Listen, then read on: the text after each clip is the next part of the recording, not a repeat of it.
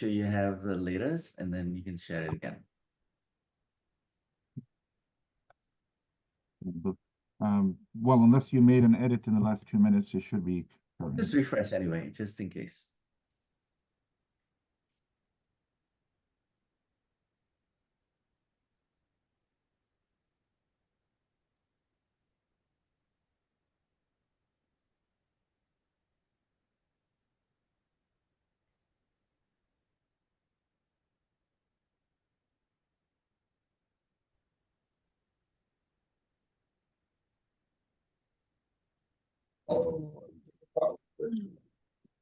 Okay, so we ready to get going, Anders? كلمه خليه يبعت لك واعمل Yeah, we can see the screen now. I think for everybody else, perhaps it would be good to just just mute your mics for now. Hey, ready? Everybody can see the screen? Yep. Yes, we All can. right. So proceed. All right. Well, thank you. Welcome, everybody. So just a quick overview of the agenda for today. We're going to have a few welcome remarks by Dr. Sean Sia, who is the WITSA chairman.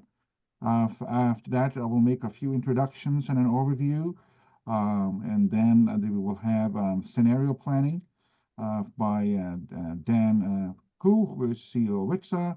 And for the main feature today, we have Ed Brzytwa, Vice President for International Trade at the Consumer Technology Association.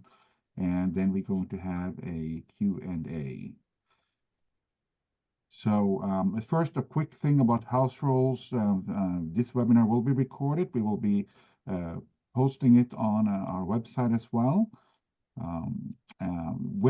Since we are a number of delegates here, people here, please mute your mic when you're not speaking. And also, please be respectful. We won't be addressing questions regarding politics, religion, hate speech, or personal rants or topics unrelated to the subject matter. Thank you for your cooperation. So in terms of the speakers, we got Dan Koo, who is the CEO of the WITSA. And we got, of course, Ed. We're very appreciative of having Ed on today. He's the Vice President for International Trade at the Consumer Technology Association. He's also the chair of WITSA's Public Policy Committee. And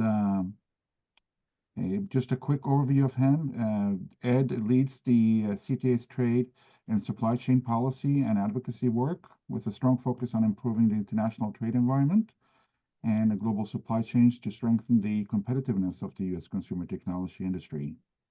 Ed previously served as an international trade advocate for the American Chemistry Council and Information Technology Industry Council, and a trade negotiator at the Office of the U.S. Trade Representative and the U.S. Department of Commerce.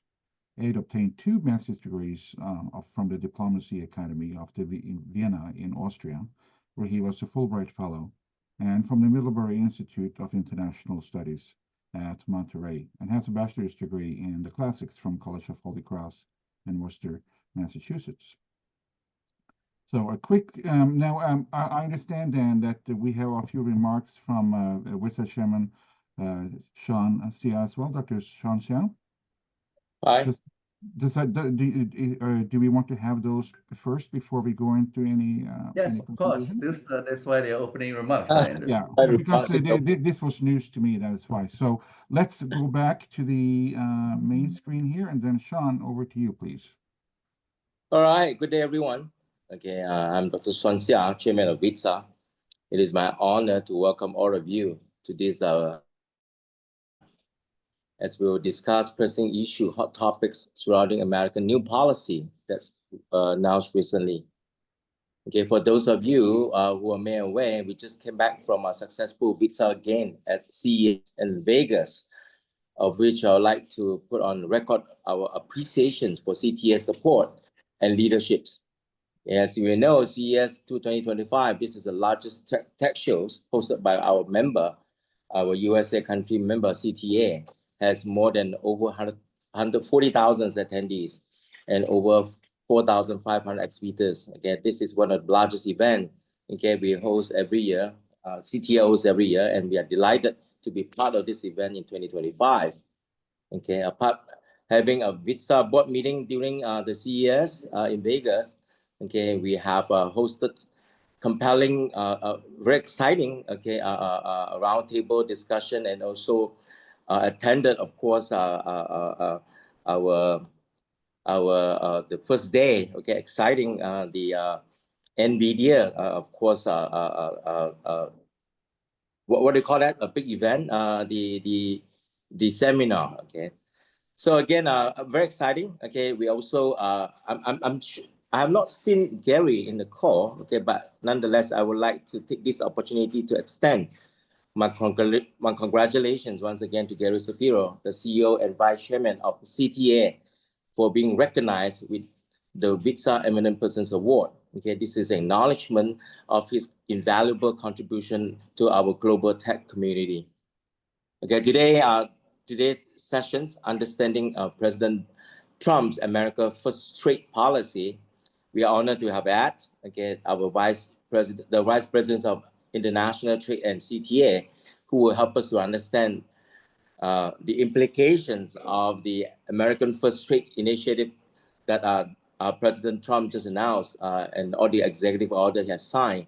Okay, when he just first day in the office, of course. Okay, we like to know what is the impact, okay, of trade war, trade policies that will happen, okay, we're bound to happen, okay, with all these new executive orders. Of course, have our own WITSA CEO, Dato Dan Koo, okay, who will bring all this new perspective, okay, of all this trade policy that impact the global stage. Trade is important for our business, okay, for our industry, for our economy. Okay, I hope today we have a better understanding, okay, and well prepared, okay, for whatever businesses that we do in the global scene, especially the tech industries. Finally, I encourage all of you to stay to the end, okay, and we will have Q&A sessions. Write down the questions that you have, okay. I'm sure our guest speakers will give you a very good answers. On behalf of WITSA, let's say I thank you for your joining us today, and I'll pass back the floor to the MC. Thank you very much, Sean. I appreciate that. So just a very quick overview for those of you, most of you will know WITSA, but just a quick overview. WITSA is an alliance of tech industry associations from 80 countries and economies around the world, more than 40 years ago in 1978. We aim to drive transformation and grow the tech industry globally across all regions through trade, innovation, and advocate international public policies that advance the industry's growth and development through WITSA's position papers and in collaboration with an international recognized organization to promote and facilitate growth. Through the policy work, we advocate for reducing and removing trade barriers that limit the availability and increase the cost of digital tech. We encourage free and fair trade with minimal tariff and non-tariff barriers, as is essential for growing tech and ensuring its benefits reach businesses, societies, and communities worldwide. We discourage protectionist measures that curtail the transfer of tech and artificially inflate the cost and undermine innovation and put domestic businesses and institutions at a distinct disadvantage at home and in the global economy. A strategy rooted in competitiveness, not containment, will best serve everybody's interest in the digital economy of the future. We firmly believe that policies that restrict the global exchange of tech products and services slow down the progress and prosperity of businesses, economies, and societies. So, Sean, Dan, over to you. Thank you, Anders. So I'm just going to ask you to skip the slides, Anders, so that we can move to the slides that I want. I'm just going to take a few minutes, ladies and gentlemen, colleagues of the tech industry from around the world. Good morning, good afternoon, good evening. I will take a few minutes to perhaps color the situation and introduce Ed in a way that he deserves as the star speaker of our webinar today. So I want to start by saying that we had a roundtable discussion, and prior to that, we had a scenario planning session. that basically asks us questions that we were concerned about with regards to the uncertainties coming out of at that point. When we did this, it was in the first week of January, actually the end of December and the first week of January. And it was before the President Trump's inauguration. And there were already obvious signs because of his campaign promises that there will be trade tariffs that will be placed on nations that are doing trade with the US, not just in tech products, but virtually in so many other sectors as well. So next, please, Anders. So we considered two key areas that we felt were of key concern. I'm not sure why this is not turning up, but you should see the two key axes. One is the global trade environment, in which we felt the uncertainties were with regards to free trade, as well as on one extreme and the other, trade wars, if tariffs were to be implemented across the board. And the other uncertainty was with regards to AI and AI futures. So we considered that on the one extreme would be an AI utopia, where AI is used for general good. And on the other is where bad actors come in and take over and basically create chaos, disruption in an AI dystopian type situation. Out of these, we drew up 4 quadrants, the 2x2. Quadrant 1, in which it is free trade with AI utopia, Q1 as we call it, innovative global prosperity, where open markets, reduce barriers, multilateral agreements in terms of trade, and then in terms of AI utopia, there is equal, equitable distribution of AI benefits, and then enhanced human potential, etc. Quadrant 2, we saw a regional innovation cluster. So this would be trade wars, but still in a very nice AI utopian type scenario where there are trade wars with protectionism, tariffs, there's economic conflict, but there are also equitable distribution of AI benefits, etc. Quadrant 3, we call it global chaos and exploitation, where there's free trade, but AI, the future is dystopian. So open markets reduce barriers, multilateral agreements, but widespread job displacement, exacerbated inequalities, and autonomous systems that are out of control. Obviously, the worst of the worst would be trade wars in an AI dystopian environment. We nickname that fractured and failing systems, where you get the worst of the worst, trade wars as well as AI dystopia. Next, please. So in a summary, I think we're starting to see that the right side, the 2 quadrants on the right, featuring trade wars, are starting to become clearer. But what is still unclear is whether we will have an AI utopian or an AI dystopian environment. So I'm just going to cover the next couple of slides, the right 2 quadrants. So next, please.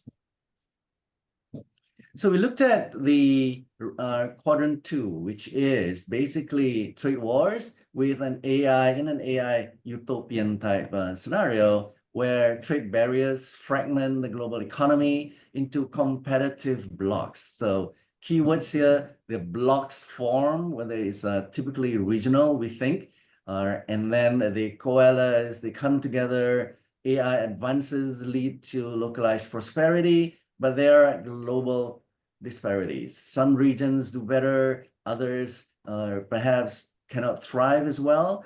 And then there are concerns in that bad actors can take advantage of some of the chaotic situations. Some of the key features we think could happen in this scenario would be trade alliances that are more regional, that prioritize AI development, and there's uneven access to AI.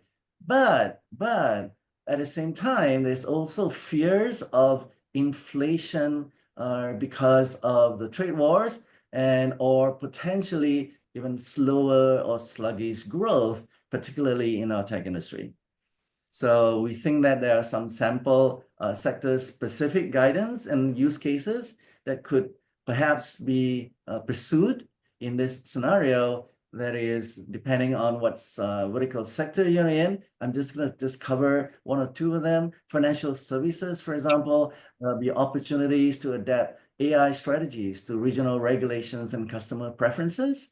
And an interesting one as well, look at tourism, the possibility of creating AI-enhanced regional tourism, hyper-personalized packages to boost local economies. So we think there's still opportunities, and however, there will have to be, a more selective use of technology. Next slide, please. So obviously, the worst of the worst would be trade wars around the world, and in a situation in which AI is commandeered by bad actors. So in such a situation, trade wars stifle innovation, and unregulated AI systems also exacerbate social economic inequalities.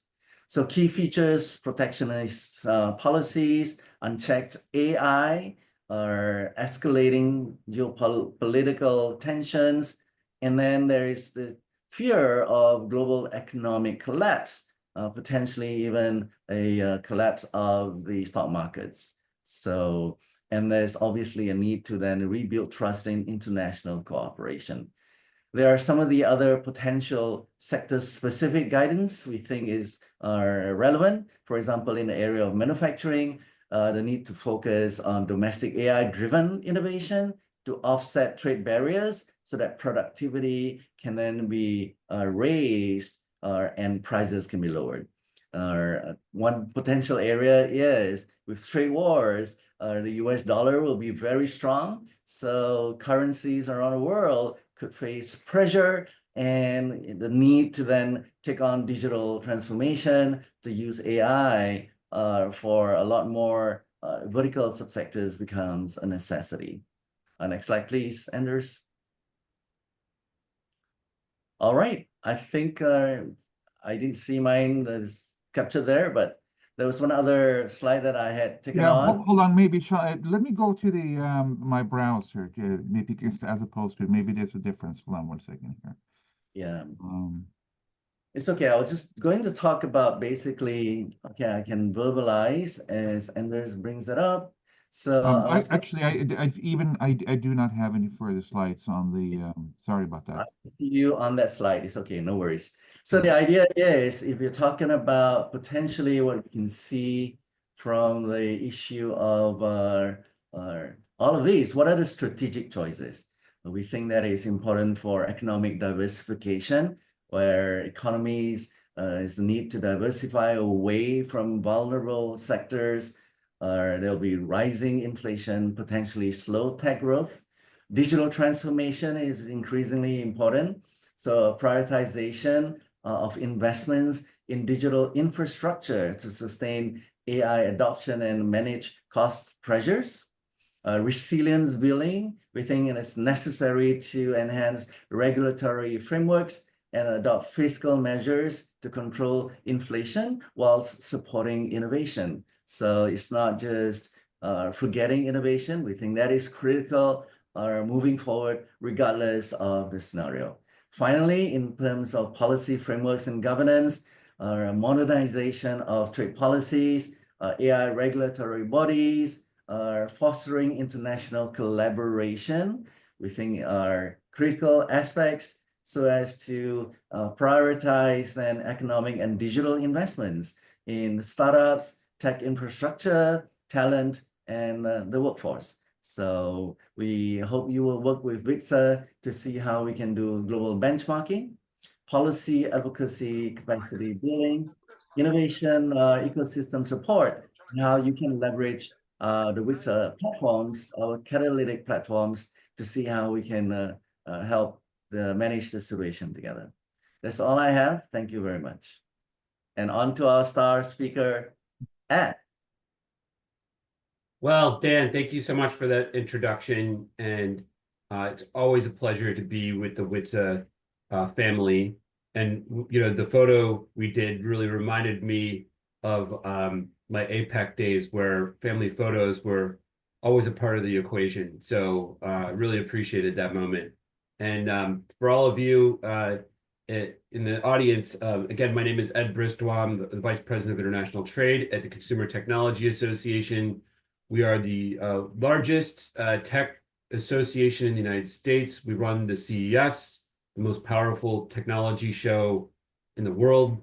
I'm on the government affairs team, so I lead all of our international trade and supply chain and international policy work, which is a lot these days. And as you'll find out, trade is incredibly volatile right now in the United States, and I'm going to help you understand what I mean by that. Just for your awareness, like as Anders said, my deeper background is that I was a trade negotiator with U.S. government for 11 years, and I spent a good amount of my time working on the Asia Pacific world, and then also at the WTO. I was a negotiator at the during the Doha round negotiations, which seems like that was a better time relatively compared to today. So let's go to the next slide, Anders. Look, before we get into a discussion of policy, I think it's important to talk about personnel. The Trump administration, this is week number 4. It seems like it's more than that based on everything that's happened so far.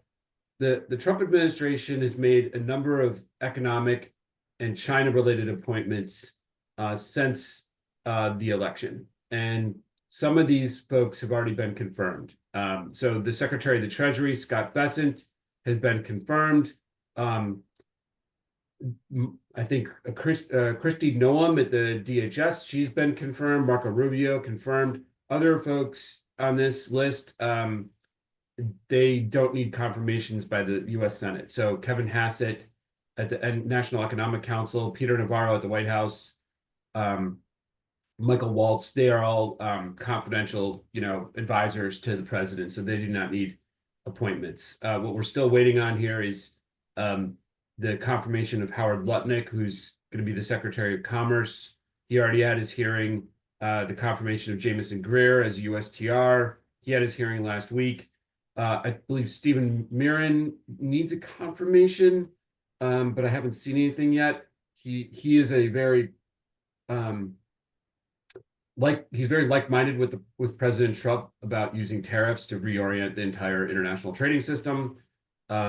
David Perdue is a former senator. He will be the ambassador to China. He has not been confirmed yet, but he will be a core part of this entire international economic team. So there's many different personalities here that we're going to find out about. Some of these folks are very wealthy individuals, like Bessent and Lutnick are billionaires. Some of them have very strong anti-China sentiments. So Michael Waltz and Marco Rubio in particular. David Perdue, I think, has become more anti-China. Kristi Noem is definitely in the anti-China camp. And they're all going to have different responsibilities. And I'm going to help you understand that. What's interesting to me, since we first drafted these slides, is that Kristi Noem now has the responsibility of tariffs for any national security related tariff under the International Emergency Economic Powers Act. So this new 10% across the board tariff on all imports from China is implemented by DHS, not USTR or the Department of Commerce. And that is a very new wrinkle for those of us in the trade policy sphere. DHS traditionally has not been the agency responsible for tariffs. So let's go to the next slide, Anders. So what have we seen to date? We've seen the threat and almost imposition of a 25% tariff on all imports from Canada and Mexico. Caveat there that energy and energy products from Canada would have been hit by a 10% tariff. Canada and Mexico now have some time to work things out with the United States until the 4th of March is what I've seen reported. It was supposed to be 30 days, but that could be March 6th, it could be March 4th. But what's interesting over the weekend is that President Trump said, well, what Canada and Mexico is what they've offered right now in terms of addressing fentanyl problems in North America and immigration problems isn't enough for him, that they need to give more. And so he's moved the goalposts yet again. He's talked about trade deficits. He's talked about defense spending. It's all over the map. So I would say the timing of that 30-day period is interesting. March 5th is when the State of the Union address happens, and that's when the president goes to the U.S. Congress and gives his vision of the State of the Union. So that is an action-forcing event. Perhaps at that moment he would say, we're enacting these tariffs against Canada and Mexico, or I've negotiated the greatest deals ever with Canada and Mexico and claim victory. We don't know where he's going to go with this. The 10% additional tariff on all imports from China did go into effect at 12:01 in the morning on Tuesday last week. And this is all East Coast time, mind you. And that potentially could change. China could broker a deal with the United States. China already is retaliating.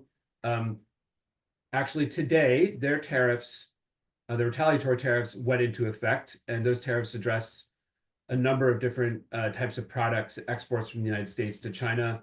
China is also applying some export controls, listings of specific companies on its unreliable entity list. They initiated a competition investigation of one particular large technology company. But what hasn't happened is the United States hasn't retaliated yet. In the executive order for China, there is a line that says the president is authorized to retaliate again if China retaliates. There was one wrinkle in the executive order, and it's sort of a misstep on the part of the administration. They initially outlawed any use of de minimis, which is the way you can ship low value products under $800 a day, one shipment per person per day, without paying the tariff. So they got rid of that channel entirely, and it was total chaos at the border. The Customs and Border Protection wasn't ready for it. They couldn't assess the duties. There was too many packages, too many shipments. The U.S. Postal Service stopped even admitting any of this stuff. Apparently now all mail from China now has to go through the formal customs entry process. So they weren't ready for it. And then at the end of last week, there was another executive order that put that change on hold. So now you can use de minimis to ship product into the United States without paying these tariffs. That could change as well if CBP and the Department of Homeland Security get their systems in order. So this is all very, very fluid. But look, beyond those issues, which are front and center right now, Trump has made many other tariff threats, including just yesterday. And today he might sign an executive order on either reinstituting the Section 232 steel and aluminum tariffs that were where the European Union and the UK and others were able to negotiate, like Canada and Mexico were able to negotiate exemptions from those tariffs, or he might impose additional steel and aluminum tariffs globally, which is going to roil the marketplace and increase costs for manufacturers in the United States. He also might announce an executive order this week on reciprocal tariffs. And what that means is if one country has a 100% tariff on widgets coming from the United States, then the United States would then impose a 100% tariff on widgets coming from that country into the United States. So you can imagine that first of all, that's WTO legal. Not that that matters anymore. But second, there are many different tariff rates by different countries across the world. And is the suggestion the United States would have to change its tariffs for each product from each country, depending on what those tariff rates are? That's not how the system works. So we don't really know what this executive order is going to look like, but there is a bill in the Congress, the Reciprocal Trade Act by a Representative Riley Moore, that you can view that might give you a sense of how this would unfold.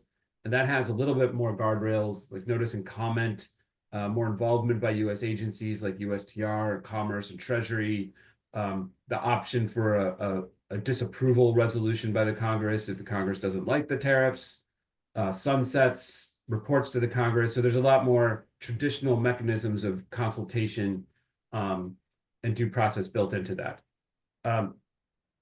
Setting that aside, Trump has threatened more tariffs on all imports from the European Union, perhaps the United Kingdom.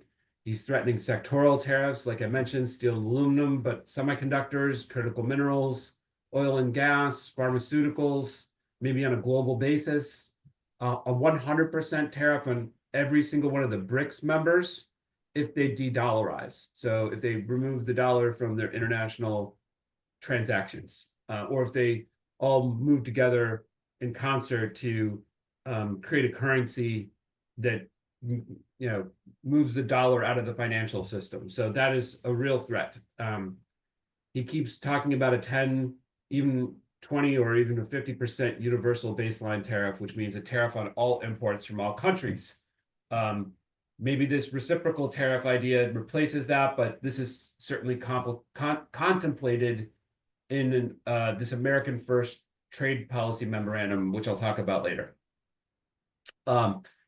He has threatened tariffs on any U.S. company that's moving production abroad, if that production is designed to then be used to export to the United States. So I don't know how he would do that, but that's a threat.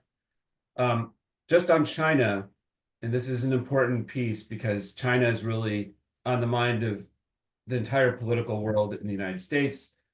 There's a very real possibility that if China retaliates and Trump counter retaliates, that these tariffs on all imports from China will go up more and more and more, because he has threatened 60 to 100% flat tariffs on all imports from China, regardless of the type of good, whether it's non-strategic or strategic, and moving towards full decoupling between the United States and China.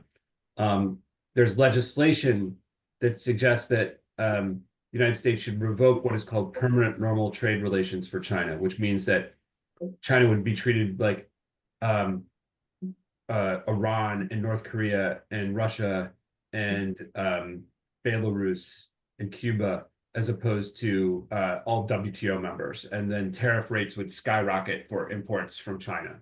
And the legislation would actually, the legislation we've seen anyway, would have a 35% tariff for non-strategic products and a 100% tariff for strategic products. And that includes a tremendous number of consumer technology products, like things that we use every day: smartphones, laptops, tablets, monitors. They're all in that strategic bucket list.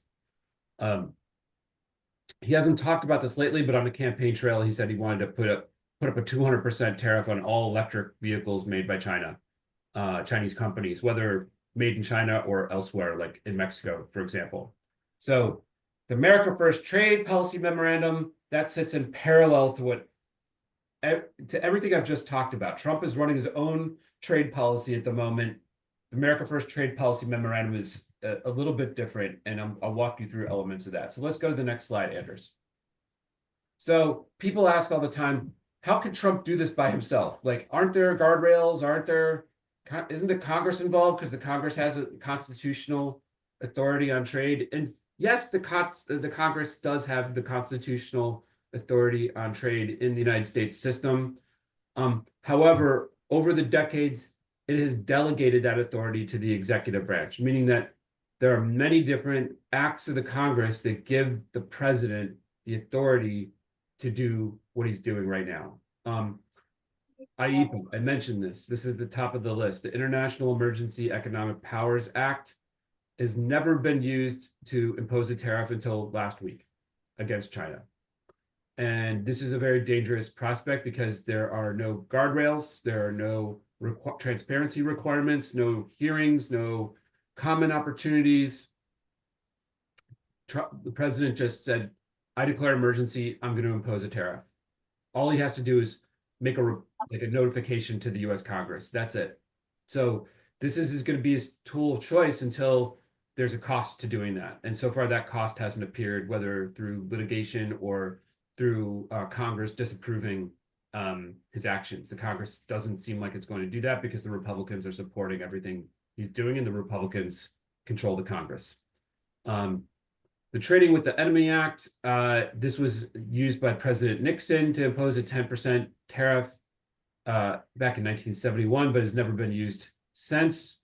Its successor is further down, Section 122 of the Trade Act of 1974, which allows the president to impose up to a 15% universal tariff for up to 150 days if there's a significant balance of payments deficit. But the Congress could extend that infinitely into the future. So this is definitely an option that the president could use.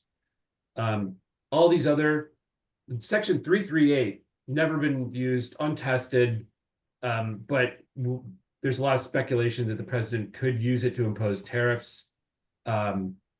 Because again, it's not been tested. There's no guardrails around it. We just really don't know how it would operate. The other ones we know very well. Section 301, Section 232.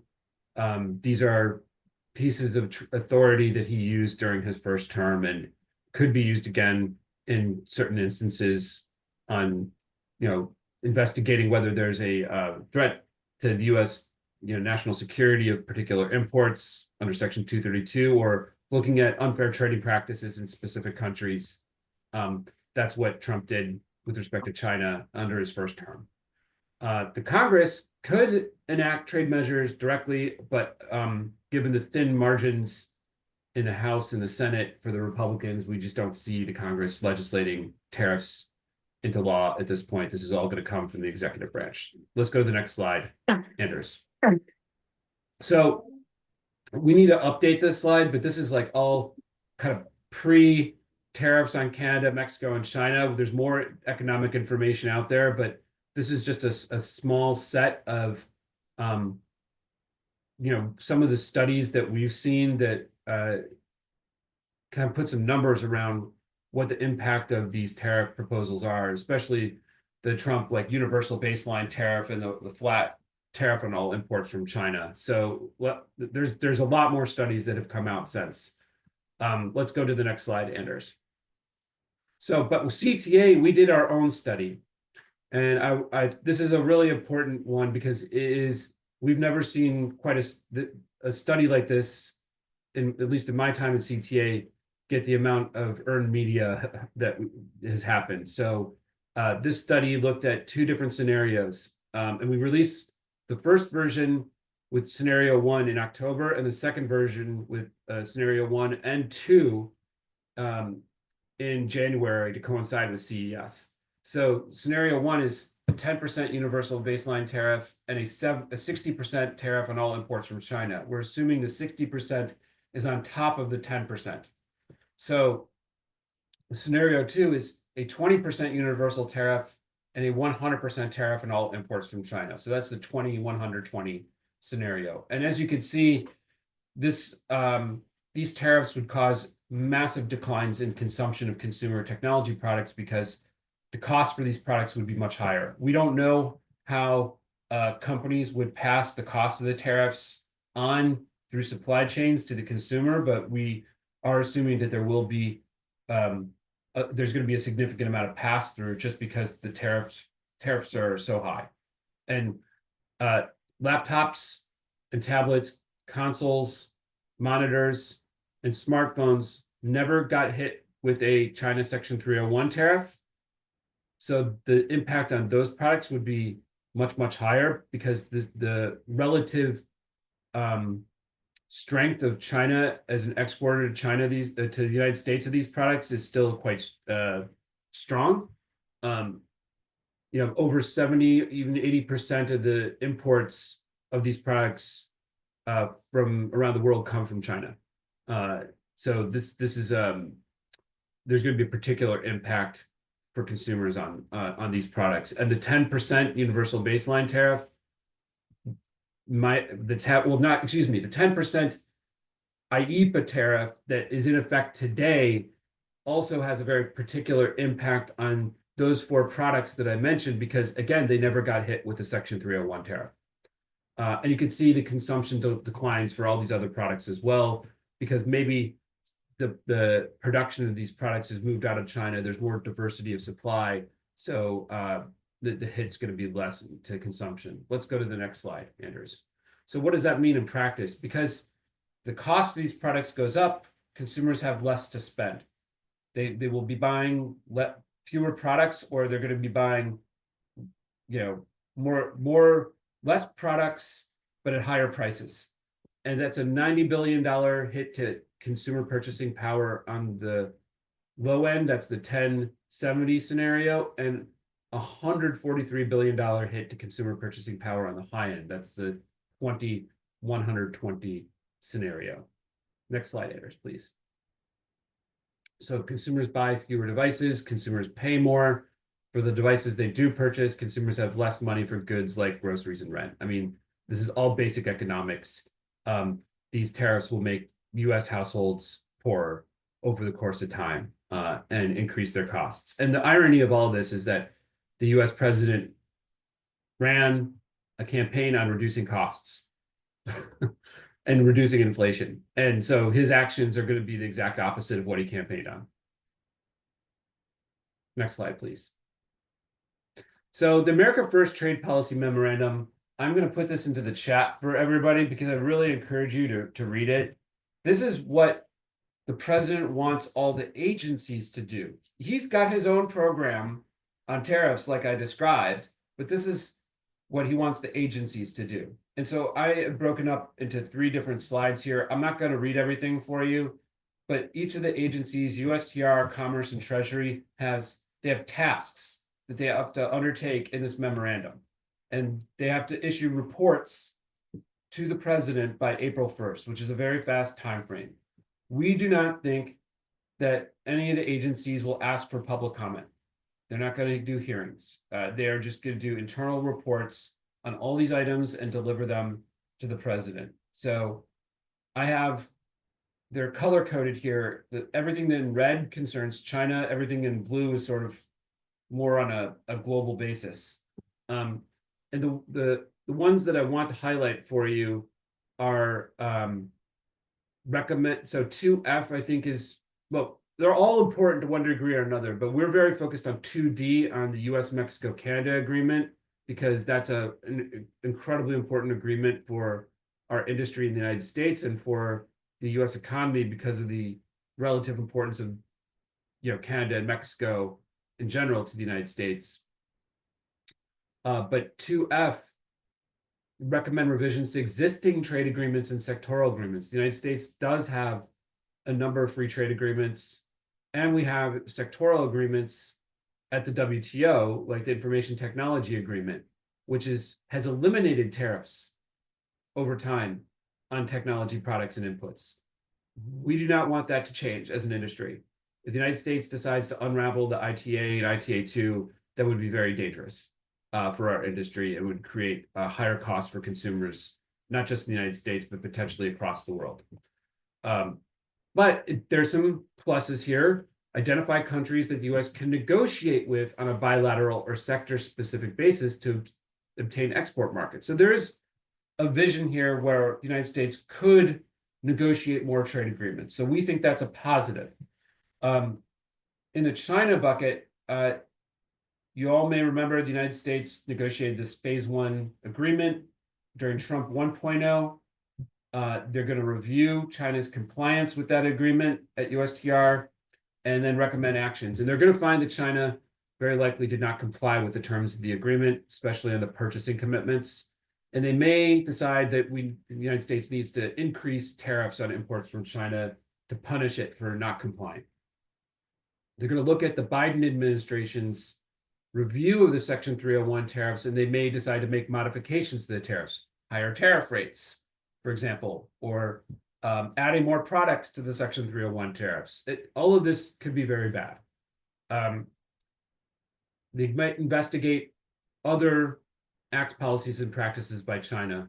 And there are some legacy investigations on shipbuilding and legacy chips under Section 301 that the Biden administration initiated with respect to China, and the Trump administration might carry those forward. They could launch other investigations of practices in China as well. Let's go to the next slide, Anders. So Commerce has a big list of to-dos. I don't want to walk through all of this, but you can see how many things that Commerce has to do now compared to USTR. So Commerce has much more of a national security role to play. So everything in green kind of moves in that direction, in my view.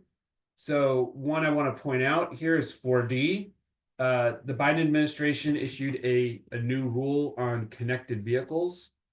and it outlaws and there's certain timeframes for this, any certain types of hardware and software associated with connected vehicles if it's made in if they're made or developed in foreign adversaries.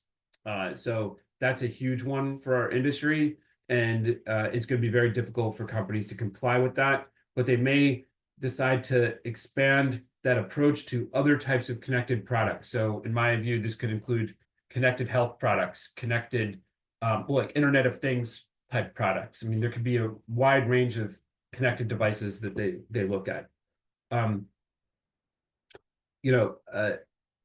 There could be more actions against China beyond what I already talked about. Commerce is going to, and probably in concert with USTR and Treasury, look at the legislation I talked about in terms of revoking permanent normal trade relations with China. That's an interesting wrinkle, but obviously the executive branch can't legislate. They can look at the legislative proposals and offer an opinion. And there's one other thing.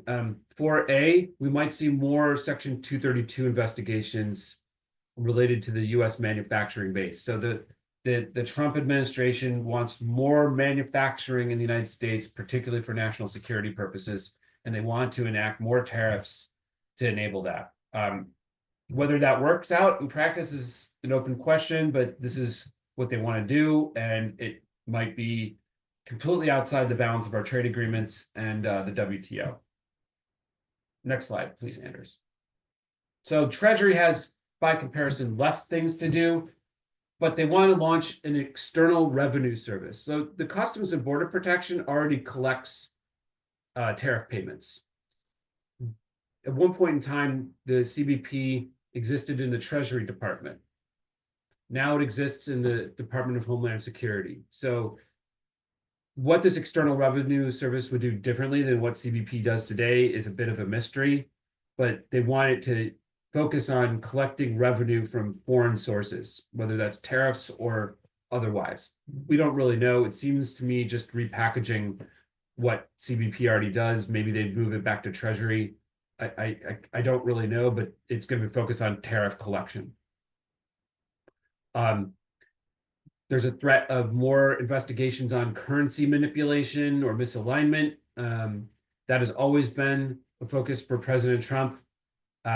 More focus on lost tariff revenues with respect to imports of counterfeit products or contraband drugs. They want to ensure that we collect as many tariffs as possible to fund all the tax cuts on the domestic side that the president wants to enact.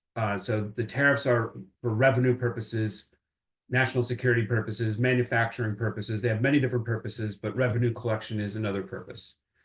2J is an interesting one. This relates to some governments enacting digital services taxes, but it also could relate to VAT taxes around the world. The United States doesn't have a VAT. Trump has been very critical of the European use of the VAT, the China use of the VAT. So there's a focus on U.S. companies being unfairly taxed, and Treasury is going to manage that type of investigation.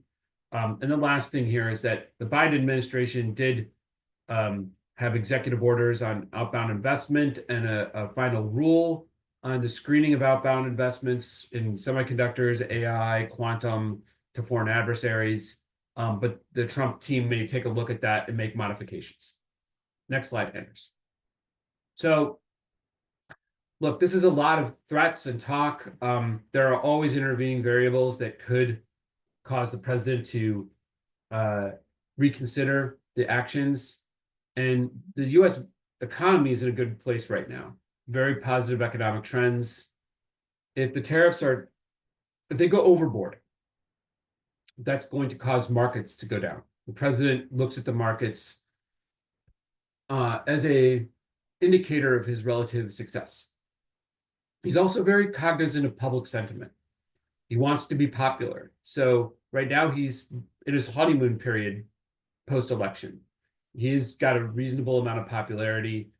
But if the tariffs cause more pain for the U.S. consumer, for households, that might have an impact on public sentiment. The voters are very allergic to inflation and high prices. That was a driving force in getting Trump put back into office. But Biden was very unpopular because of inflation, amongst other things. So this certainly could have an impact. Trump likes to make deals. He likes to make threats. He likes to make deals. He likes tariffs as a leverage, as an all-purpose tool to do whatever he wants them to do. And there are trading partners out there that will cut deals with the United States to escape the tariffs. However, there are people around him that just want the tariffs for tariffs' sake, to build a wall of tariffs around the United States. So we don't know where he's going to land, but he has a predilection for cutting deals.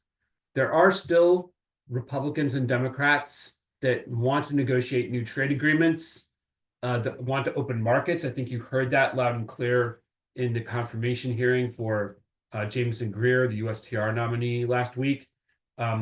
We have been promoting digital trade as an area for the Trump administration to lead on, because the Biden administration was very weak on digital trade. And we've been saying, you did great in term one. You negotiated these strong rules on digital trade in USMCA and US Japan, and other countries have taken those rules on in their own trade agreements. You should do more of that, lead on that in the WTO or otherwise. I think threatening US allies with tariffs and alienating them is not helpful to the US cause against China. And I think there are China hawks that understand that equation very well. So there may be a faction of China hawks within the administration that say to the president, look, you're going to weaken our ability to address these challenges with China if you alienate everybody across the world. So that might be a constraining factor. And then lastly here, look, the tariffs are going to be uniquely impactful on the US tech sector. We're trying to build out more data centers for AI in the United States. We're trying to make technology products very low cost and affordable for consumers all across the United States. It's the most competitive part of the US economy at the moment, and these tariffs will make us less competitive. So that is an argument. Within the White House, there are a number of pro-tech advocates focused on AI, on digital assets. We need to make the case to them so that they can be effective advocates with the president. He listens to many different voices, but sometimes he only has his own counsel. And but if someone's in the room with him at the very last minute and says, this is exactly what you need to do, he might listen to that person. It's every day is a little bit different. Let's put it that way. So let's go to the next slide, Anders. So what's CTA doing? Look, we have been very vocal, very, very vocal on our distaste for tariffs. And maybe that will ruffle feathers at the White House and cause us to lose some credibility with them, but we're going to be honest about our views and truthful about them. And so we've been urging transparency, delayed implementation, exclusions from the tariffs to provide relief for our small business and startup companies.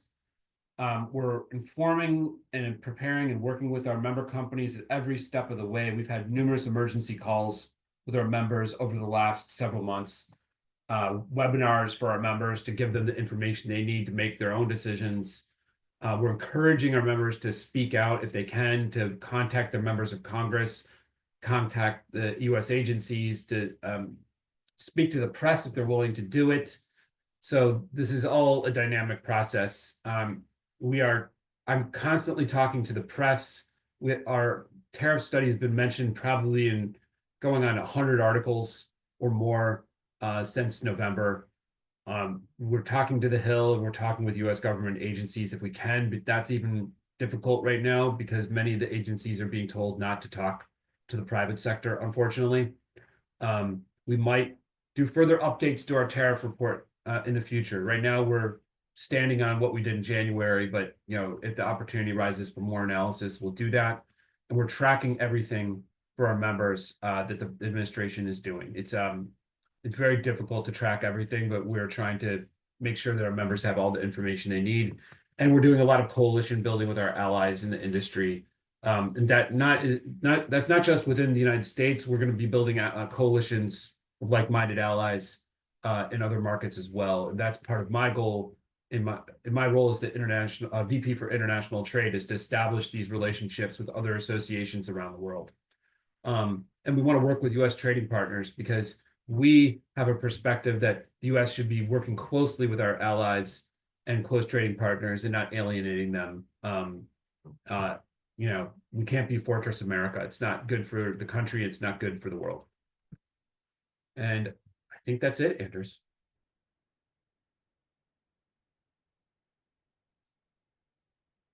And I'm happy to take any questions from Dan, Anders, or anyone in the WITSA audience. Certainly very enlightening. Thank you so much, Ed. I think this is the second time I've interacted with you in this particular topic. It is obviously updated with a few new items and still enlightening. Every time we talked about this, I'm filled with a sense of there is, whether it is concern and or the feeling of uncertainty. So my first question, I'm just going to start the questions of a Q&A session by asking this question. How, in your opinion, do you reckon the impact will land on first? Inflation or growth? Will a greater impact be on inflation or growth in the tech sector? So it's an interesting question. I think it's going to take, depending on what tariff you're talking about, it could be inflation. Like, so the 10% tariff on all imports from China, I mean, we're seeing evidence that vendors are already raising prices. So that could happen quickly. Steel and aluminum, because it's an input, that could take more time for prices to go up and for that to translate into inflationary pressures. It just really depends on whether the ability of the companies to pass the tariffs on or to absorb the costs. We don't have a perspective on that. Every company is going to make their own choice. I think the growth part is where you're going to see an impact because of all the uncertainty. There's a real tangible effect of uncertainty on growth prospects for the economy, because companies are going to stay, well, we don't know what's going to happen, so we're not going to invest. We're not going to hire. We're not going to engage in R&D. We're not going to open up a new office here, or we're not going to do business development there. So that's a real problem. So that has again a tangible effect on innovation. And so we are tying, Dan, our tariff advocacy, our trade advocacy to innovation. So if they don't have the right approach on trade, then we're not going to be able to innovate in the United States. And we're trying to make that very clear for the White House. Right. Yeah, so let's have questions. Dan, if I can add one other thing, what everyone needs to know is that there are people around the president who want him to break the whole system. They want to break the entire international trading system apart, and they want to have a system where there are no trade imbalances, because the United States has over $1 trillion trade deficit. Look, from an economic standpoint, that just means the United States is very rich and consumes a lot. There's a lot of investment that flows with that trade deficit. So the critics of the trade imbalance say that we're just borrowing from everybody else around the world to pay for our consumption. But that's not how it works out in practice. It's not an indicator of the health of the U.S. economy. We're at full employment. The United States is the richest economy in the world. There's no questions about that. And so what they're trying to do could make the United States less wealthy over time for the sake of being more secure and to promote more manufacturing jobs and to build our defense industrial base. That's going to separate us from our trading partners.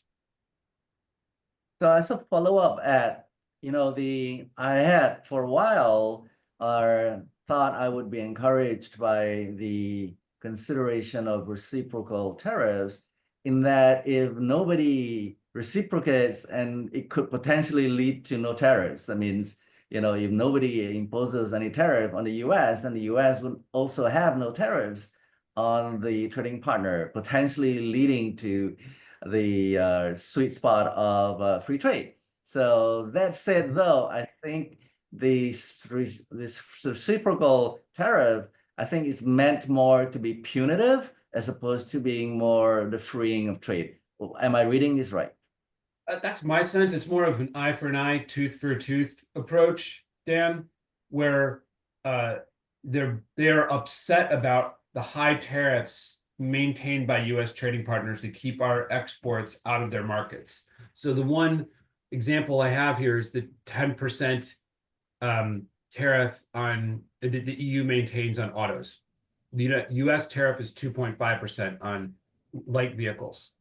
EU's is 10%. So the United States would then, only for autos from Europe, impose a 10% tariff to match the EU level, right? I don't know how that's not how the system works, though, Dan. We have one tariff for everybody, as opposed to one tariff for one product for one particular country.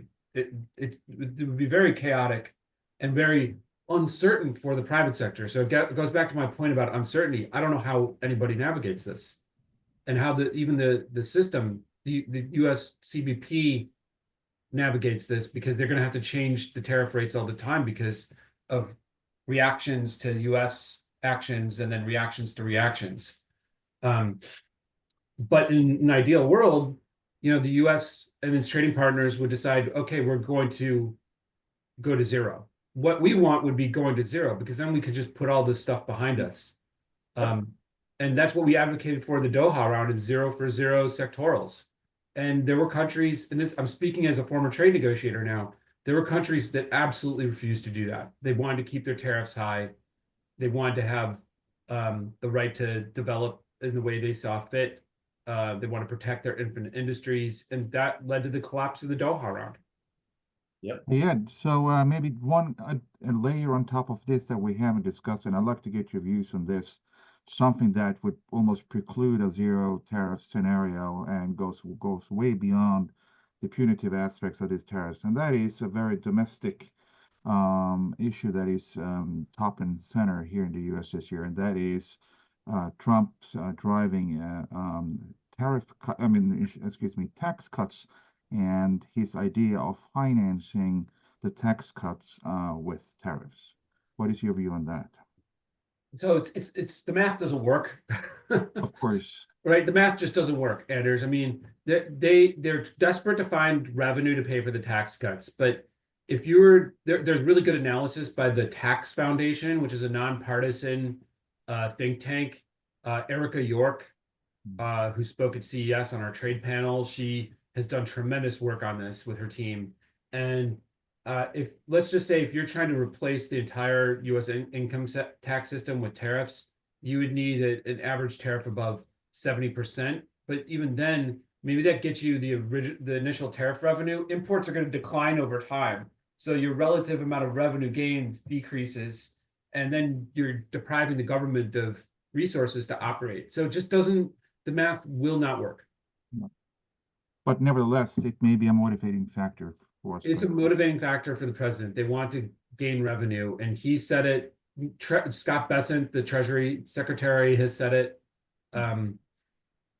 But at the same time, we haven't relied on tariffs as a form of revenue to fund the government since the 1890s or earlier, and that was when the U.S. economy was a lot smaller, less complicated. It wasn't as diverse in terms of the type of economy that we had. So they're somehow looking back into the 1890s as the golden age for the United States, and they want to replicate that. And it's not going to work out in practice.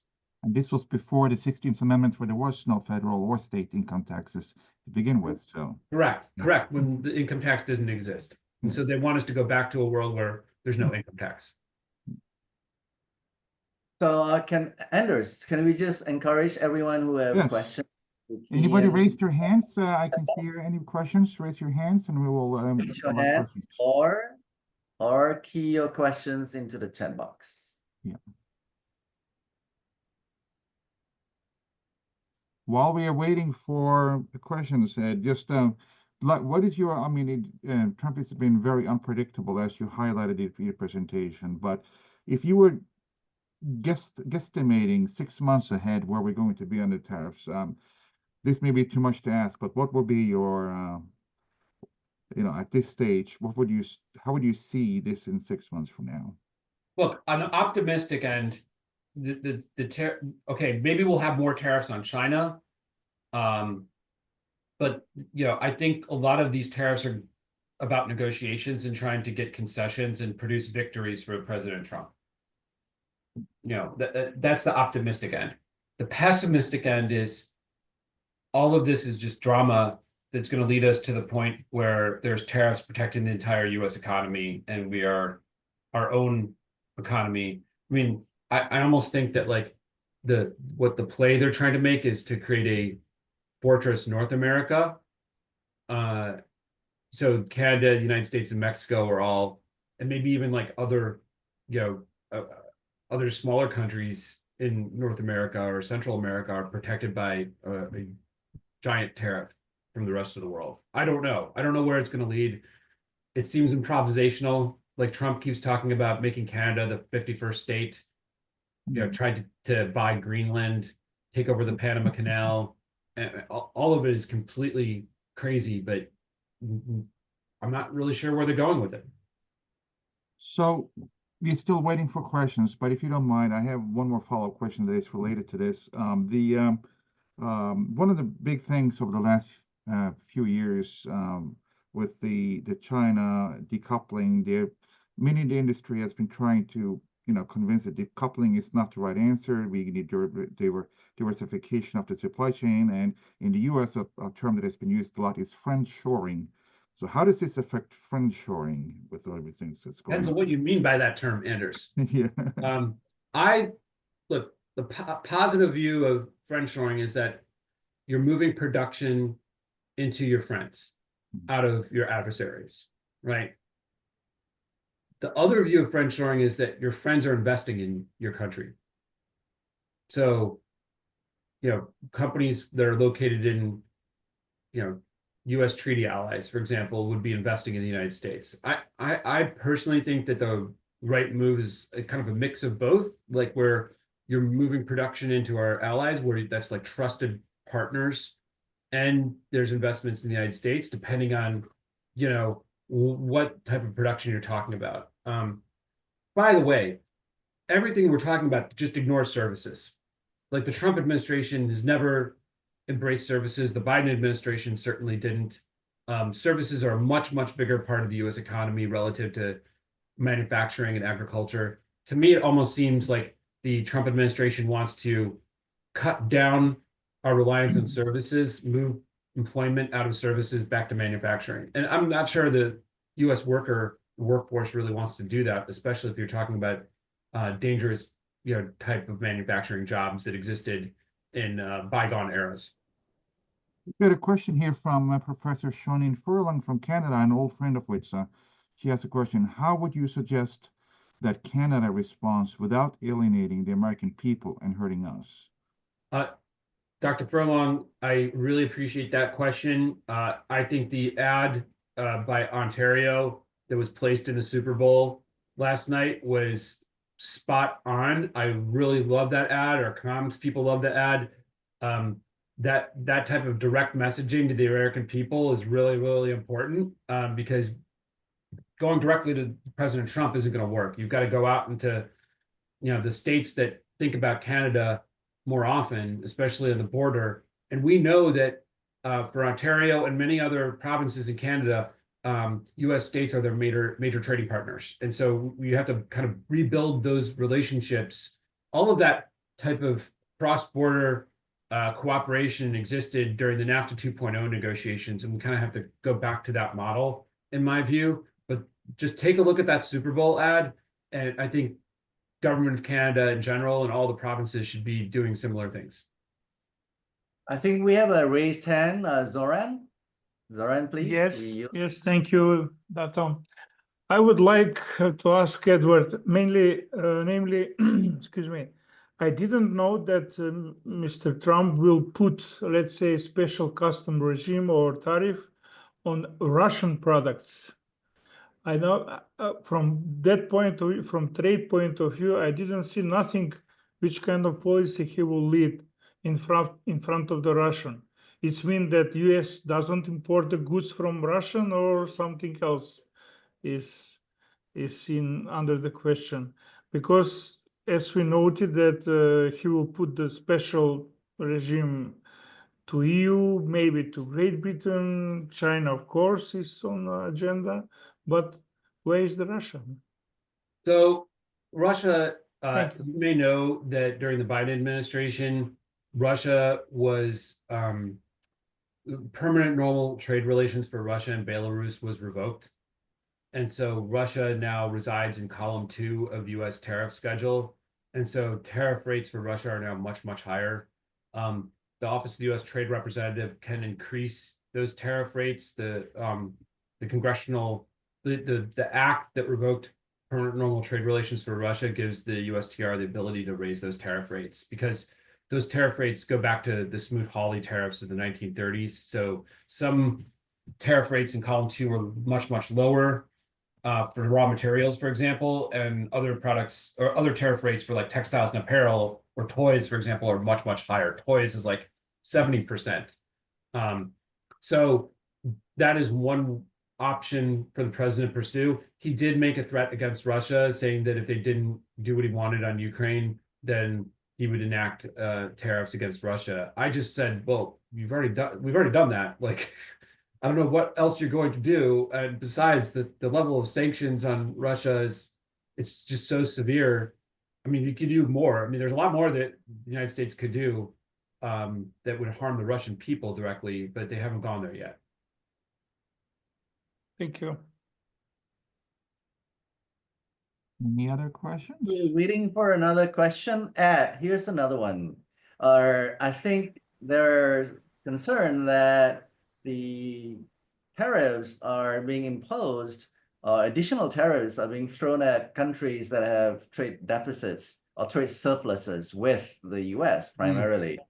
But I think with the very broad aluminum and steel tariff that was announced just pre-Super Bowl that impacted countries like Australia. Australia has a trade deficit with the US of something towards the stage of about almost 30 billion Aussie dollars. And yet their steel and the aluminum will be hit with tariffs. So I think this shows that there's no consideration that is going to be paid to countries that have are surpluses or deficits. It's going to be applied regardless, it would appear. Yeah. What are you talking about? It is there's no rhyme or reason, Dan. Trump thinks everybody's a bad actor. Every country is harm the United States. Thinks the United States is the world's biggest victim. So even if a country, the United States has a trade surplus with that country, and there's a lot of countries where we do. I've seen one chart that says that we have the biggest trade surpluses with the Netherlands, for example. Not quite sure why, but I think it's probably services related. You know, Netherlands is part of the EU, so Germany has a much bigger trade surplus with the United States. I mean, the US has a trade deficit with Germany. Germany is the biggest source of our trade deficit with the EU. So for other countries, like their surpluses, the US surplus with those countries is quite small. And so like when I'm asked the question, well, where should we move our production if we're going to get hit with a tariff?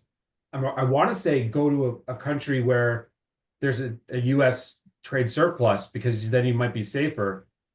But then when you get to these global tariffs, it doesn't matter, right? And those global tariffs are more about national security.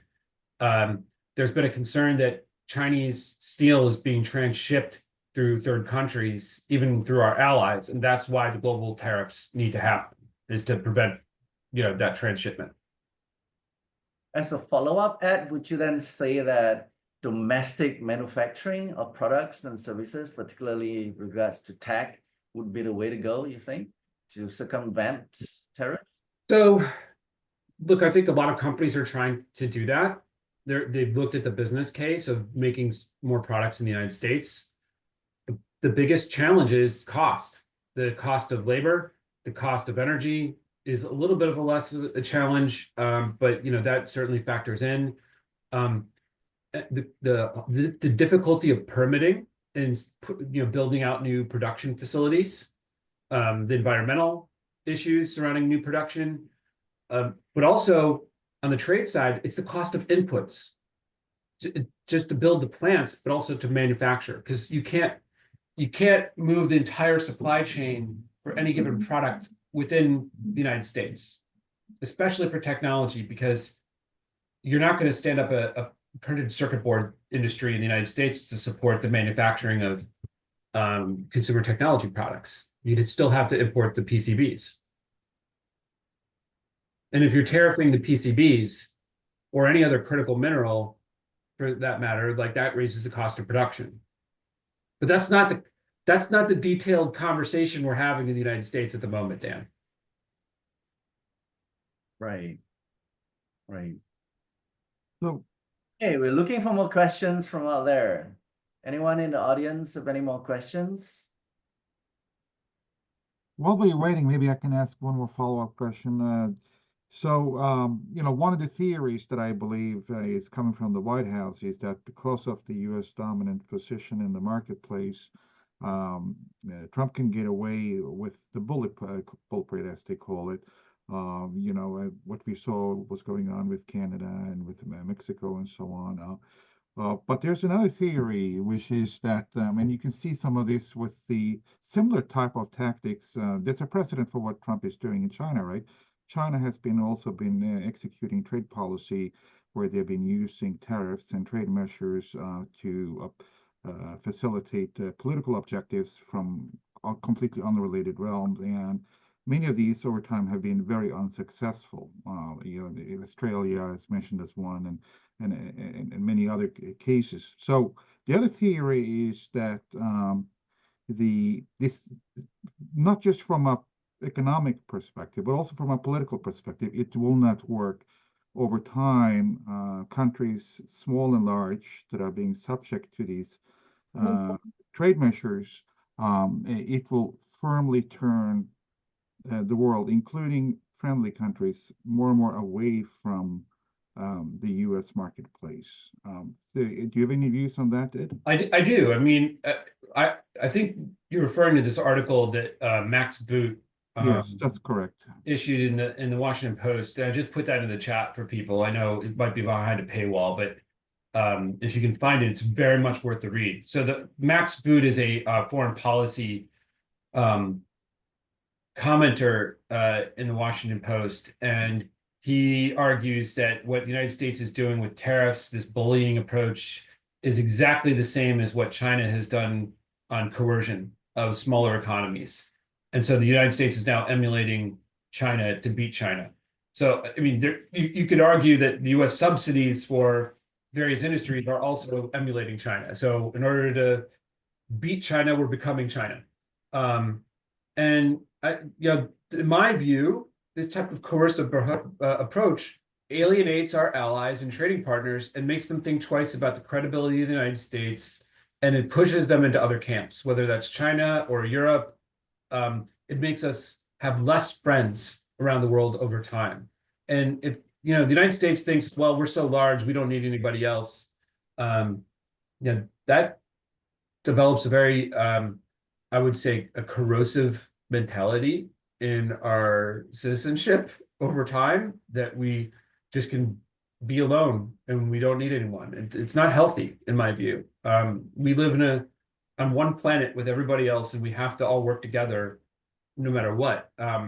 We can't just escape our problems. We have to confront them. So Ed, given that, I like to look back at history, not so much to see it repeating, but to see it rhyming. And you brought up the 1930 Smoot-Hawley Tariff Act. And that we've talked a bit about that it had repercussions that were negative. How was that resolved, and how do you see potentially, if we were to project forward maybe, or say several more years in the future, how do you foresee that having an impact rhyming with the current situation? I mean, by the time the Smoot-Hawley tariffs were implemented, the United States had already been in the Great Depression for a number of years.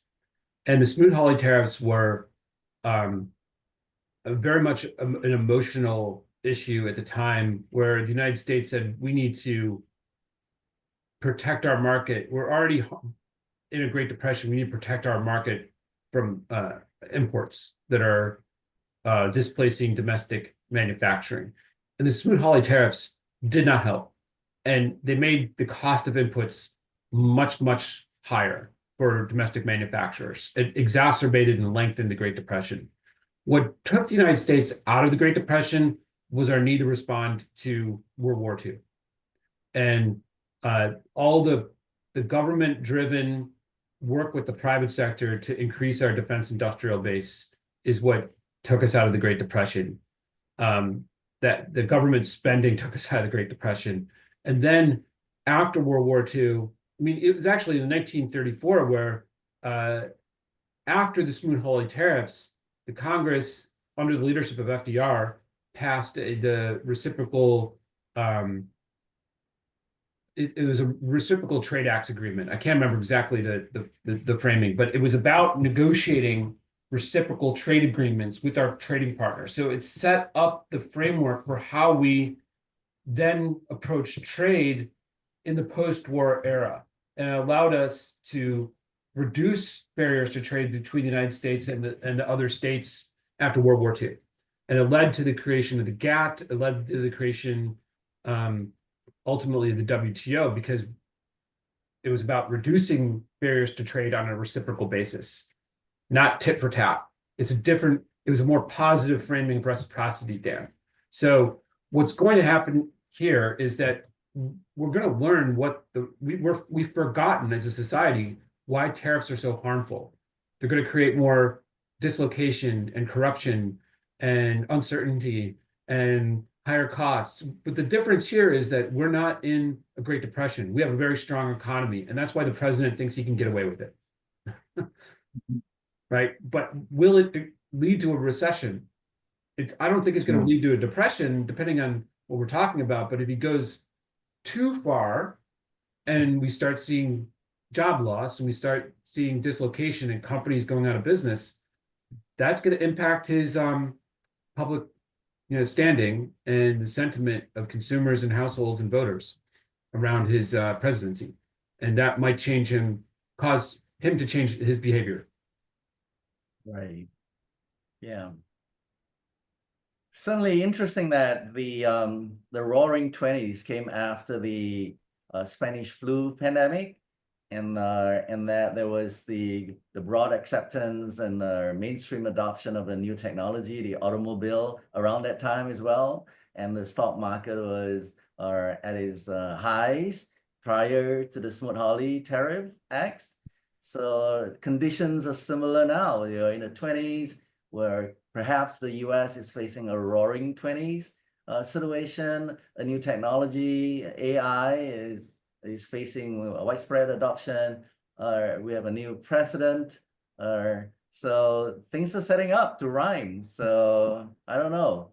Well, we're at this moment in time, we're also experimenting with reducing immigration again, and that's going to have an impact on the labor pool, the availability of labor, the wage rate.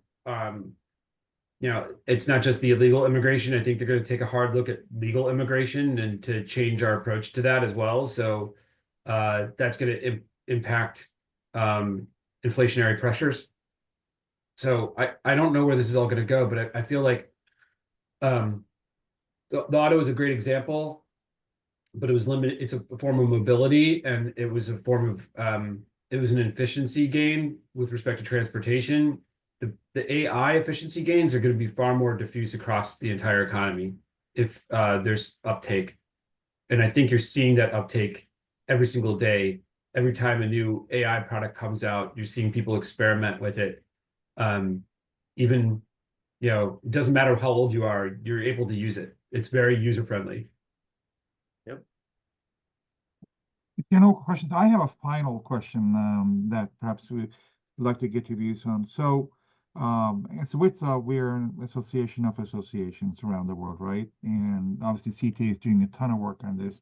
What do you think that other tech associations around the world can best do to preserve what's left of the multilateral trading regime and the World Trade Organization, that we can survive another 4 years?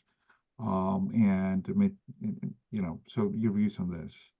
Look, I'm going to speak as Ed, as a former negotiator at the WTO, and partially as an advocate at CTA. I think we have to all get back to the table and really commit to reducing barriers to trade, tariff barriers, to open up markets. Because if we don't, then this U.S. perspective that everybody's unfair, they're just going to run it over the entire U.S. economy, all the U.S. companies.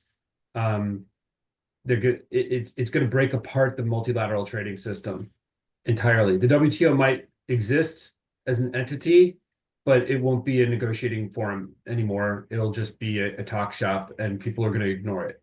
And until the WTO can actually produce results, but they've had some successful negotiations on the ITA expansion, on the trade facilitation agreement, on government procurement, to a certain extent on fisheries, but that's not complete yet. But there has not been a successful multilateral round of negotiations since the Uruguay round, which created the WTO.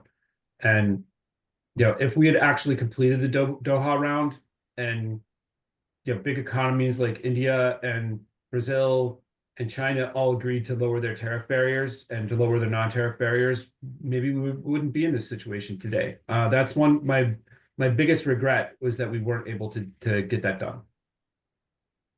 Right. Well, thank you very much, Ed. It's been a pleasure to have you on our webinar today. I thank you and truly appreciate your contributions.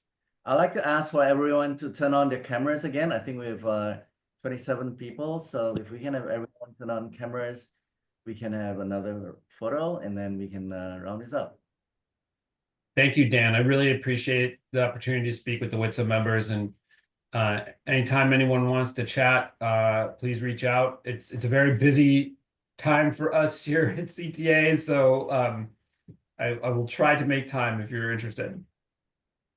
Thank you, Ed, for your time. All right, a few more. Appreciate it. We can just have them open up the cameras. Geraldine, Lena, can you just take the photos, please?